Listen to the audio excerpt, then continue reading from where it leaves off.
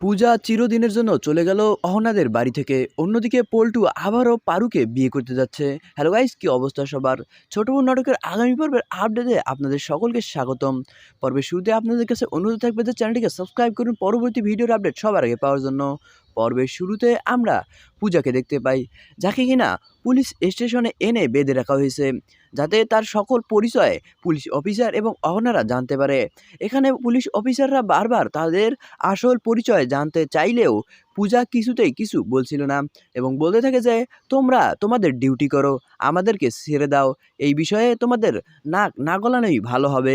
অন্যদিকে অহনা একথা শুনতে পেরে পূজাকে বলতে থাকে যে কে বা তুমি, তোমার আসল পরিচয়ই বা কি।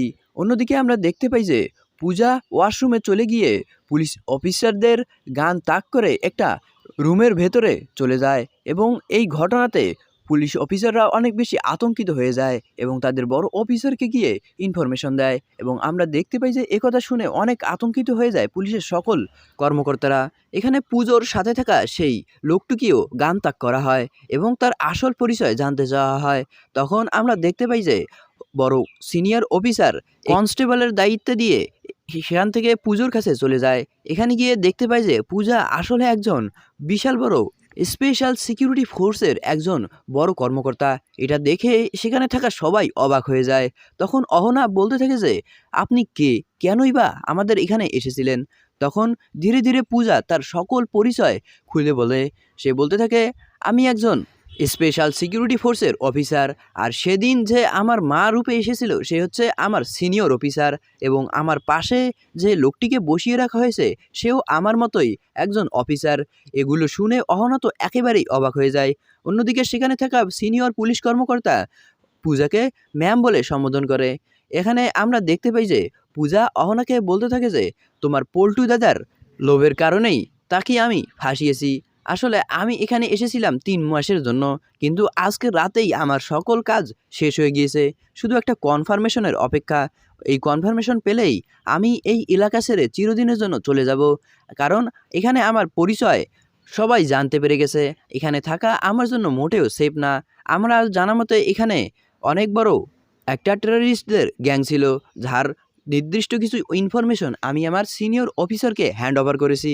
এবং পূজা অহনার ব্যাপারে অনেক ভালো ভালো কথা বলে অর্জুনকে, সবসময় অহনার পাশে থাকতে বলে। অন্যদিকে পল্টুকেও তার ভুল বোঝানোর জন্য ক্ষমা চায় এবং পল্টু যে নিজের ভুলটা বুঝতে পেরেছে সেটাও আমরা দেখতে পাই। পরবর্তী দৃশ্যে আমরা সবাইকে বাড়িতে দেখতে পাই, যেখানে কিনা সবাই চিন্তা করতে থাকে যে হঠাৎ করেই ছোটু আর অহনা মিলে কোথায় চলে গেল।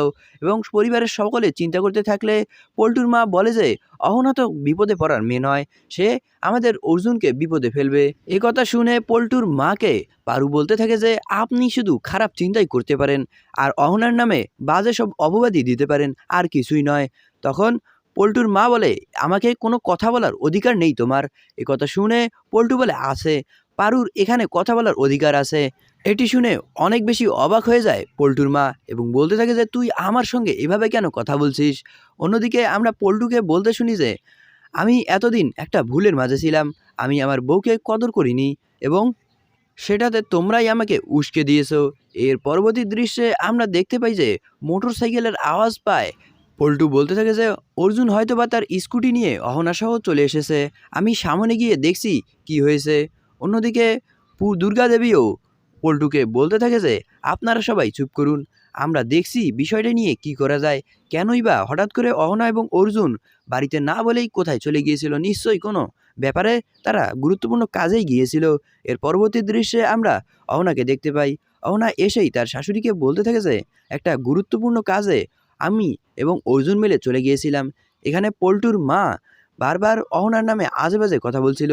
তখন পল্টু বলে আপনারা একটু দয়া করে চুপ করুন, আমি এতদিন ভুলের মাঝে ছিলাম, আর আমার সাথে পুজোর যে বিয়েটা হয়েছে সেখানেও এটি শুধু একটি চুক্তি ছিল, এটি কোনো রিয়েল বিয়ে ছিলই না। একথা শুনে পরিবারের সকলে অবাক হয়ে যায় এবং অর্জুন এবং অহনা মিলেও সকল ঘটনা খুলে ফেলে।